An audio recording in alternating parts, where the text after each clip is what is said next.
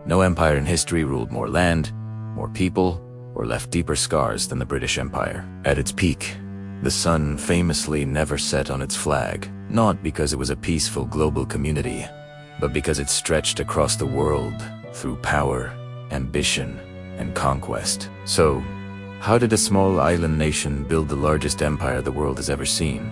And why did it all come crashing down? Let's find out. The story of the British Empire doesn't begin with greatness. In the late 16th century, England was a relatively weak nation, overshadowed by the mighty empires of Spain and France. It was a small island, constantly fighting for its own survival.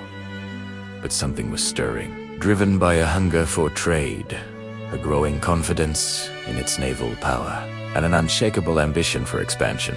Britain slowly began to reach beyond its own shores. What started as small, tentative trading posts in faraway lands soon grew into colonies, and what began as simple trade soon turned into total control. The major turning point came with the rise of the Royal Navy.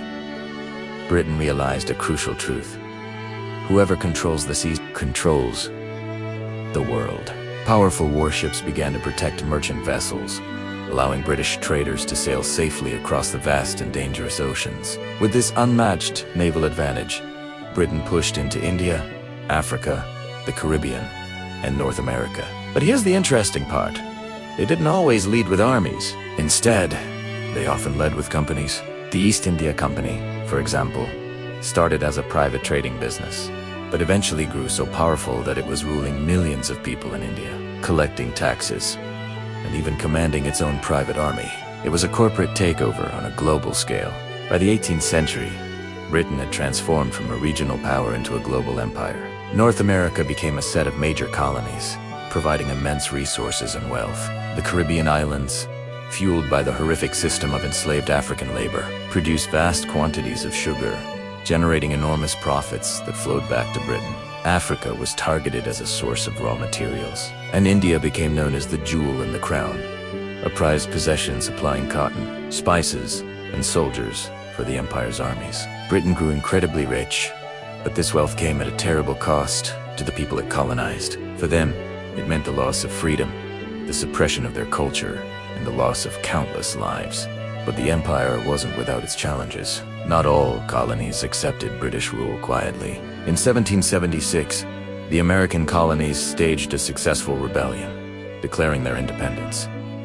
This was a massive shock to the British system. It proved that the empire was not invincible and that its authority could be broken. Yet, instead of collapsing, the empire adapted. It tightened its grip on other colonies and, surprisingly, it expanded even faster during the 19th century.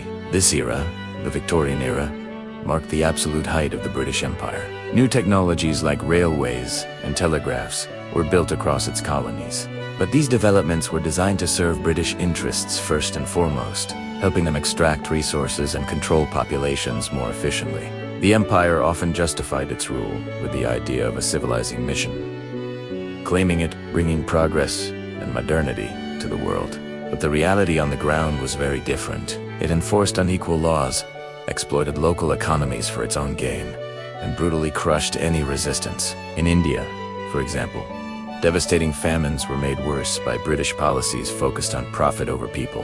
In Africa, colonial administrators drew straight lines on maps, creating artificial borders that ignored ancient tribal and cultural divisions, planting the seeds for conflicts that continue to this day. Rebellions were met with overwhelming force, a constant, bloody reminder that British rule rested on power, not on consent. The 20th century, however, brought the beginning of the end. Two devastating world wars drained Britain of its wealth and military strength. At the same time, a powerful new idea was sweeping the globe: the right of all people to self. Inspired by ideals of freedom and nationalism, colonized nations began to demand their independence.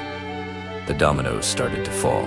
India, the jewel in the crown, gained independence in 1947. This was followed by a wave of independence movements across Africa and other parts of the world in the following decades. The empire that once ruled a quarter of the globe slowly but surely disappeared.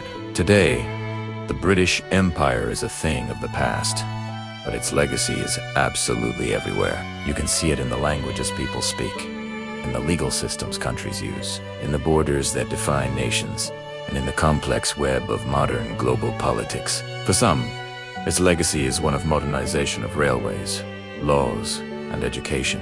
For countless others, it is remembered as a brutal era of exploitation, racism, and suffering.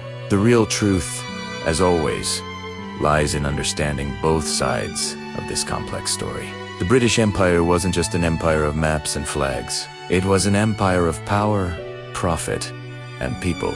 And its dramatic rise and fall teaches us one timeless lesson.